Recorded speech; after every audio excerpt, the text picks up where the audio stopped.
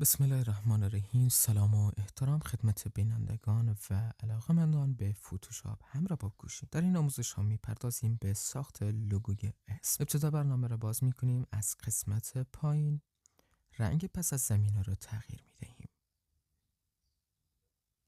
بعد از تغییر دادن رنگ پس از زمینه متن موجود را حذف میکنیم. از قسمت پایین قسمت سوم یک شیپ مستطیل شکل را ایجاد میکنیم. رنگ شیپ را طبق دلخواهتان به هر رنگی که دوست داشتین تغییر بدید. شیپ خود را قافله میکنیم و بعد هم اون اسمی را که آماده کردیم رو اضافه میکنیم.